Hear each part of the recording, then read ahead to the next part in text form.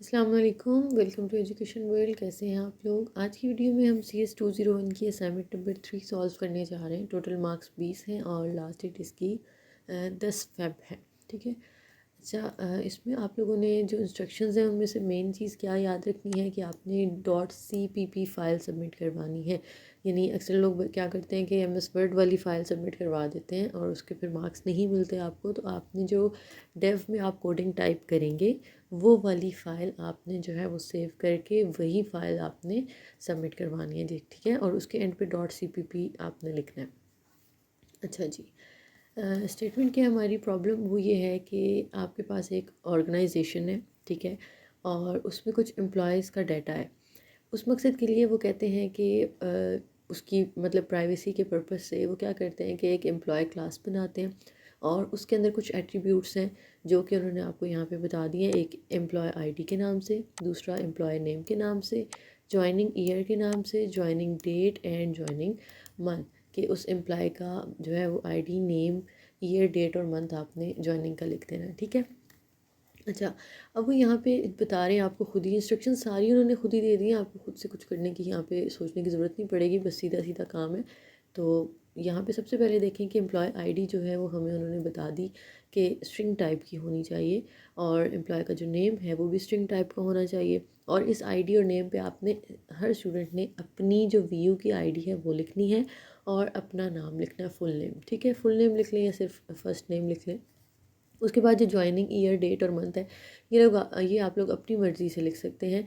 और वो कहते हैं कि आपने जो है ईयर 2001 से लेकर 2022 के तक का लिखना है। ठीक है। यानी उससे 2001 से छोटा कोई ईयर नहीं लेना आपने और इसमें से कोई भी एक ईयर चूज़ कर लें। और जो डेट है वो आप लोगों ने 1 से 31 तक लिखनी है। ठीक है। यानी कोई भी डेट मंथ की आप चूज़ कर लें और कोई भी मंथ आप लोग 1 से 12 के दरमियान चूज़ कर सकते हैं।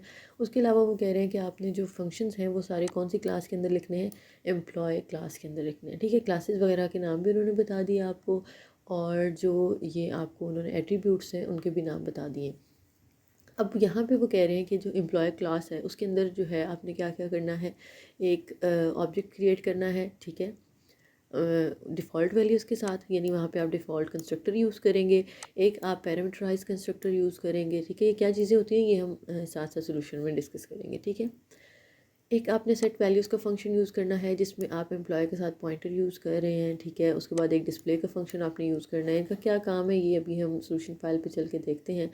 तो कुछ आपने जो मेन फंक्शंस हैं वो कौन कौन से यूज़ करने हैं कि आपने पहले फ़र्स्ट ऑब्जेक्ट क्रिएट करना है जो कि डिफ़ॉल्ट कंस्ट्रक्टर के थ्रू होगा और फिर आपने सेकंड ऑब्जेक्ट क्रिएट करना है जो कि पैरामीटराइज कंस्ट्रक्टर के थ्रू होगा और फिर आपने सेकंड ऑब्जेक्ट का जो डाटा है वो सारे का सारा फर्स्ट ऑब्जेक्ट के डाटा के अंदर कॉपी कर देना है by using set value function. ठीक है।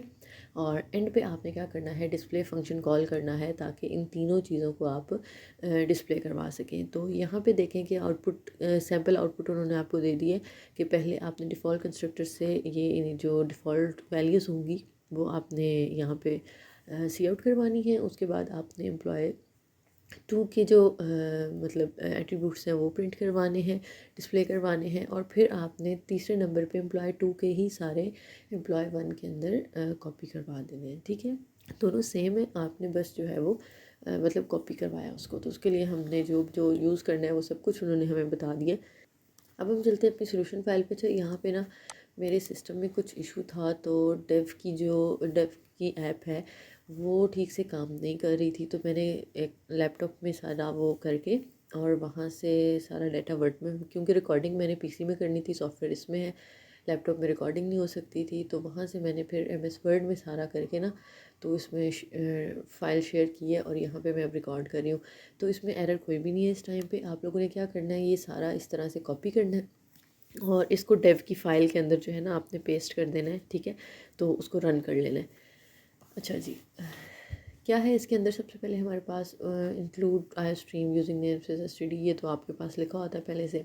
आपने क्लास एक यहाँ पे लेनी है एम्प्लॉय की। उन्होंने खुद ही हमें बता दिया था कि आपने एम्प्लॉय के नाम से क्लास लेनी है तो हम वो सेम लेंगे, इसको आपने चेंज नहीं करना। और देखें हम ये मेन से पहले काम करेंगे। ठीक है। मेन के अंदर नहीं करना, आपने मेन से पहले ये सारा काम करना है कि आपने एक क्लास लिखी अब क्लास के दो हिस्से होते हैं, प्राइवेट और पब्लिक। तो प्राइवेट के अंदर हम क्या करते हैं कि जो डाटा मेंबर्स होते हैं ना उनको हम करवाते हैं डिक्लेयर, ठीक है। कि एक हमने एम्प्लॉय आईडी के नाम से डाटा मेंबर ले लिया, एक employee name, joining year, joining month और ज्वाइनिंग डेट, इनके भी नाम आप चेंज नहीं करेंगे क्योंकि ये हमें क्वेश्चन फाइल के अंदर दिए गए हैं, ठीक है। इन दोनों की जो टाइप थी वो उन्होंने स्ट्रिंग बताई थी तो हमने यहाँ पे स्ट्रिंग लिख दी, बाकी तीनों उन्होंने हमें इंटीजर टाइप के बताए थे तो वो हमने इंट लिख दी।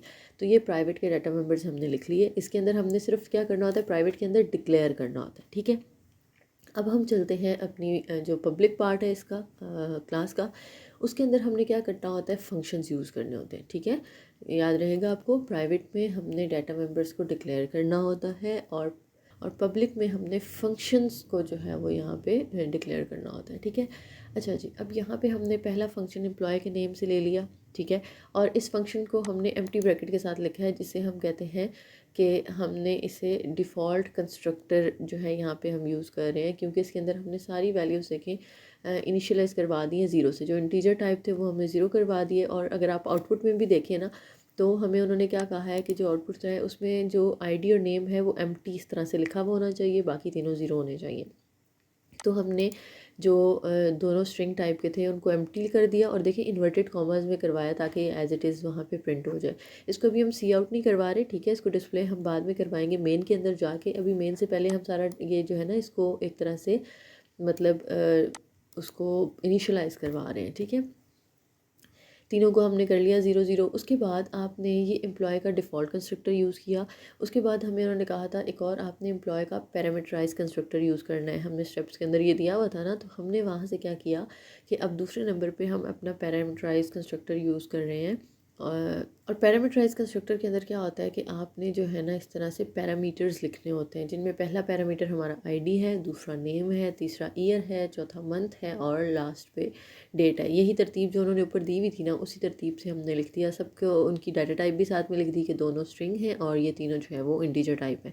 यहाँ पे नाम आप अपनी मर्ज़ी से दे सकते हैं, जैसे मैंने आईडी लिखा ना और यहाँ पे नेम लिखा, ईयर मंथ और डेट, इसको आप अपनी मर्ज़ी से कोई भी नाम दे सकते हो।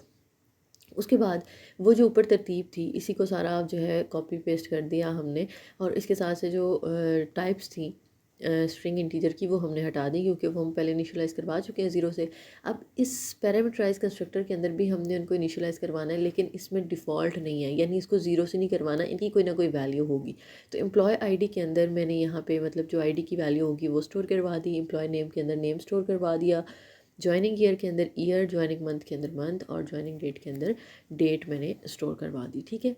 उसके बाद नेक्स्ट जो हम फंक्शन यूज़ कर रहे हैं वो है सेट वैल्यूज़ का। सेट वैल्यू का फंक्शन क्या करेगा, हमने कहा था कि हमने पॉइंट जो एम्प्लॉय टू के सारा डाटा है उसको कॉपी करना है ना वन के अंदर।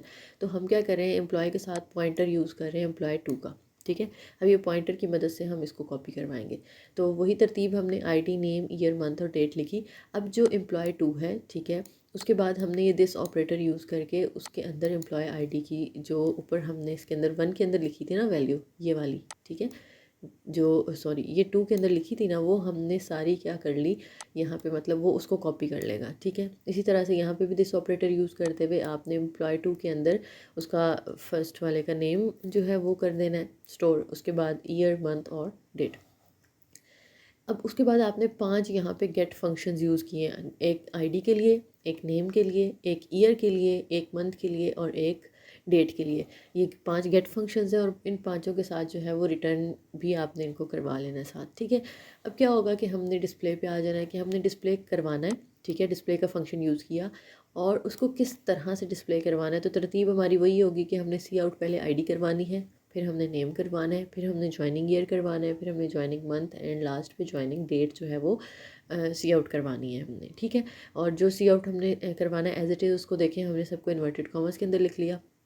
अब आईडी की जगह पे वो किसको सी आउट करेगा, कि वो गेट आईडी से जो उसने वैल्यू ली होगी ना आईडी की उसको सी आउट करेगा, ठीक है। नेम के अंदर वो गेट नेम से जो उसने ली होगी वैल्यू उसको करेगा। इसी तरह से ईयर, मंथ और डेट का आ गया। ये तो हमने मेन से पहले वाली सारी चीज़ें कर ली। अब हमने आ जाना है मेन के अंदर, ठीक है।